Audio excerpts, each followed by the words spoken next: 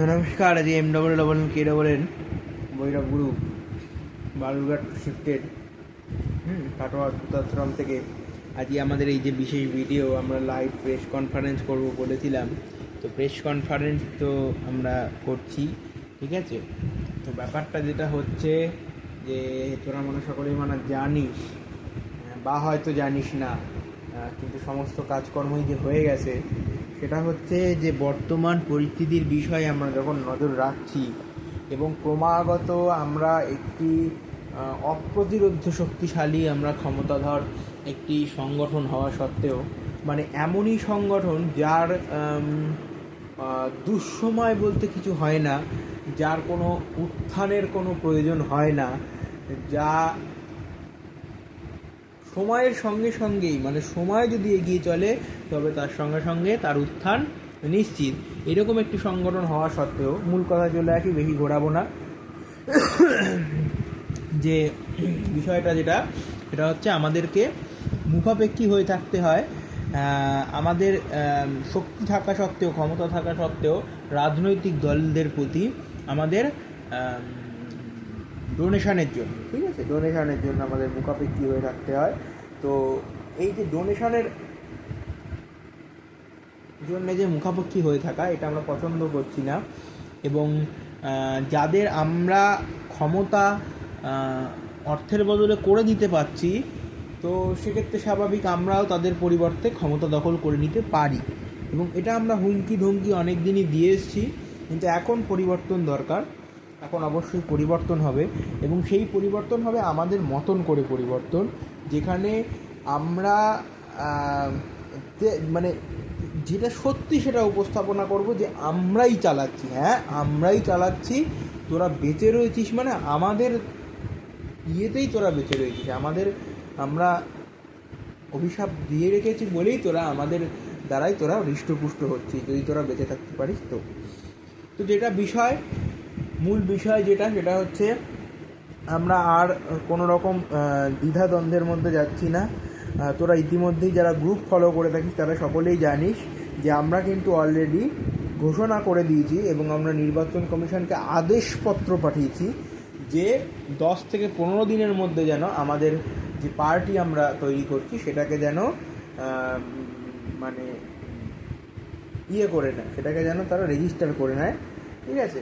এবং আমরা যথাবিধি আমরা যেটা ঠিক করেছি, এইবারের যে বিধানসভা নির্বাচন থেকেই আমাদের যে ভোটের লড়াই শুরু হচ্ছে, এবং এইবারের লড়াই থেকেই কিন্তু আমরা নিজেদের যে অপ্রতিরোধ্য জয়যাত্রা সেটার আমরা কিন্তু একটা রাজনৈতিকভাবে বিস্তার ঘটাবো। আমরা অনেক জায়গাতেই বলেছি যে আমাদের ট্রেন্ড কুকুর, অনেক জায়গায় রাজনৈতিক নেতারা বিভিন্ন জায়গায় দেশ বিদেশ সব জায়গাতেই রাজনৈতিক নেতারা যারা, তারা মূলত আমাদের ট্রেন্ড কুকুর হয়ে থাকে, যাদেরকে আমরা মোট কথা চালনা করে থাকি, তাদের পিছনে আমরা কাঠি নাড়াই, তাদের পিছনে আমরা কাঠি বসাই, ঠিক আছে, কাঠি করি।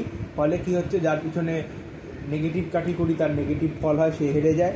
তো মোট কথা হচ্ছে সকলের উপরই যে আমাদের যে প্রভাবটা, সেই প্রভাবটা আর খাটাবো না। এবার আমরা প্রার্থীতে নেমে এসেছি, প্রার্থীতে চলে এসেছি। তো এবার আমাদের যেটা এক্সক্লুসিভ, আমরা দল গঠন করে ফেলেছি, যেই দলের নাম হচ্ছে, তোরা পোস্টার দেখে নে, নিকেত জনমুক্তি মোর্চা।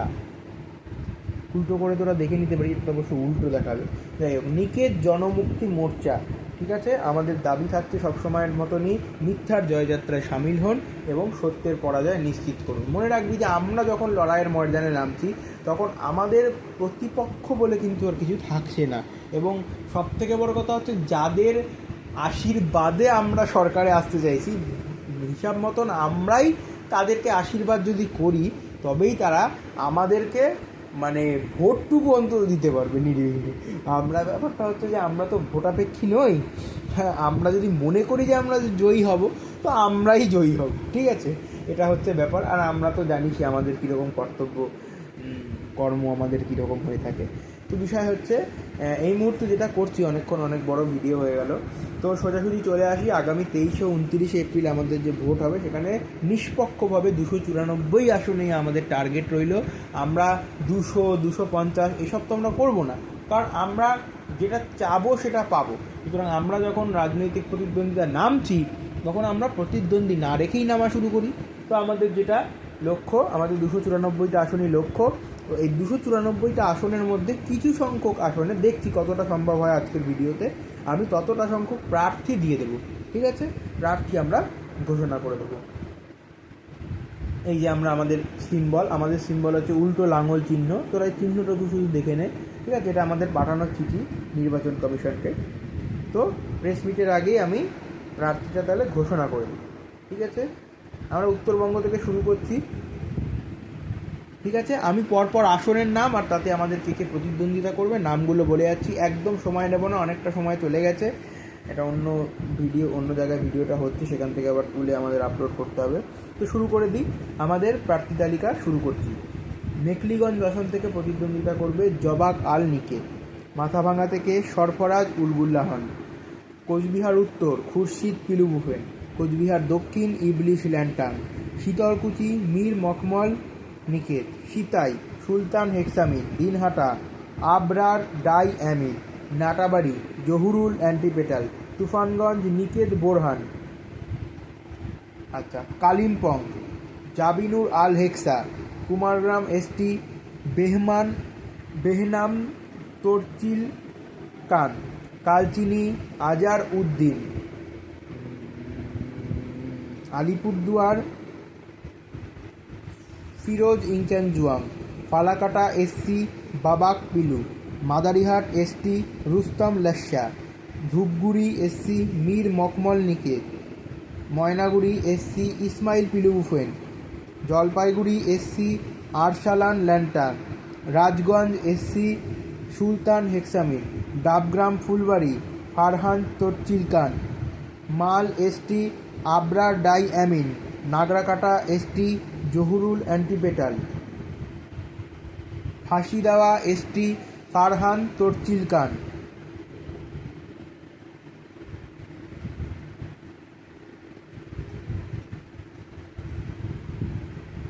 শিলিগুড়ি, আচ্ছা কিছু নাম সেম হতে পারে, কারণ মূলত আমাদের ক্যান্ডিডেটদের নামটাও জানিস আমাদের দ্বারাই ঠিক করা, যেহেতু সকলেই নিকের সদস্য। কিছু জনের নাম সেম হতে পারে, তবে যাতে যদিও সেম নামে অনেক জায়গাতেই প্রার্থী হয়, সেটাতে কোনো অসুবিধা তৈরি হবে না। কিন্তু আমরা জাস্ট লিস্ট মেনটেনের জন্য আমরা যদি এই যেমন ফারহান তলচিকান আমি এইমাত্র চেক করলাম, ডাবগ্রাম ফুলবাড়ি থেকে যে দাঁড়াচ্ছে তারও একই নাম, তো এটা 1-2 করে দেওয়া হবে। ঠিক আছে, যাতে অসুবিধার জন্য যদিও কোনো অসুবিধা হবে না। আচ্ছা, শিলিগুড়ি আরসালান ল্যান্টাং। মাটিগাড়া নকশালবাড়ি ইসমাইল পিলু বুফেন। কার্শিয়াং জাবিনুর আল হেক্সা। দার্জিলিং রুস্তম লাস্যা।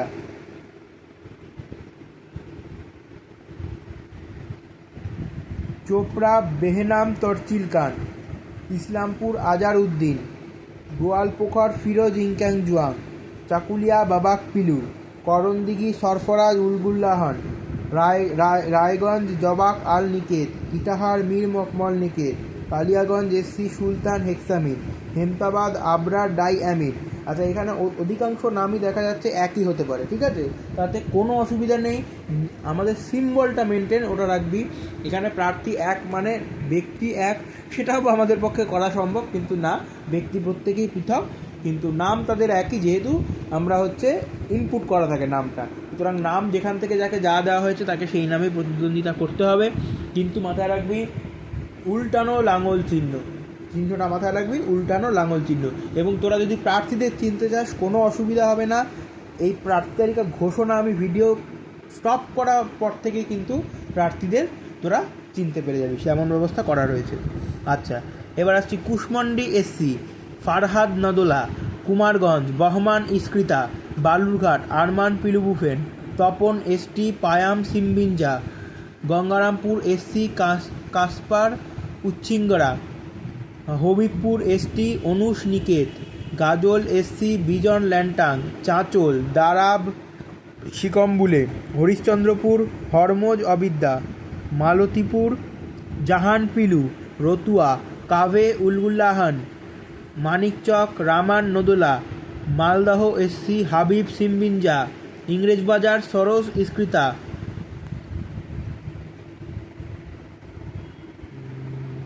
মথাবাড়ি মাঝিদ পিলু বুফেন।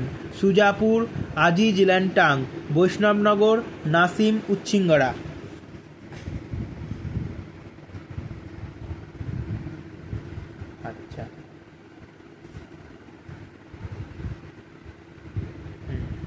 আচ্ছা, এবার আসছি ফারাক্কা, পারসা সিকম্বুলে, শামশেরগঞ্জ, সরস ইস্কৃতা, সুতি, মাজিদ পিলুবুফেন, জঙ্গিপুর, আজিজ ল্যান্টাং, রঘুনাথগঞ্জ, নাসিম উচ্ছিঙ্গরা, সাগরদিঘি, অনুষ নিকেত, লালগোলা, বিজন ল্যান্টাং, ভগবানগোলা, দারাব সিকম্বুলে, রানীনগর, হরমোজ অবিদ্যা, মুর্শিদাবাদ, জাহান পিলু, নবগ্রাম এসসি কাভে উলগুল্লাহান, খড়গ্রাম এসসি রামান নদোলা, বড়ইয়া এসসি হাবিব সিম্বিঞ্জা, কান্দি ফারহাদ নদোলা,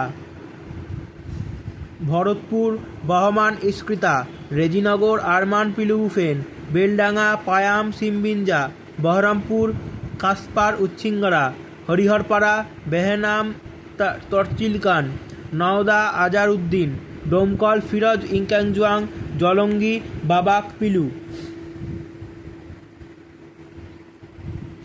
করিমপুর খোদাদাদ সিকম্বুলে, তেহট্ট মেহেদি অবিদ্যা, পলাশিপাড়া অমিদ উলগুল্লাহান, কালীগঞ্জ রেজা নদোলা, নাকাশিপাড়া রোশন সিম্বিঞ্জা, চাপড়া সর্দার উচ্ছিঙ্গরা, কৃষ্ণগঞ্জ শাহিন পিলুবুফেন, কৃষ্ণনগর উত্তর শাহরিয়ার ইস্কৃতা, কৃষ্ণনগর দক্ষিণ শাহপুর ল্যান্টাং, নবদ্বীপ জুবিন সিকম্বুলে, শান্তিপুর আরজু গন্ধপাদ, রানাঘাট উত্তর পশ্চিম আতেফে নিকেত, রানাঘাট উত্তর পূর্ব এসসি বানু উলগুল্লাহান, রানাঘাট দক্ষিণ দানিয়া নদোলা, চাকদা দিলশাদ সিম্বিঞ্জা, কল্যাণী এসসি এলাহে উচ্ছিঙ্গারা, হরিণঘাটা এসসি ইলহাম পিলু।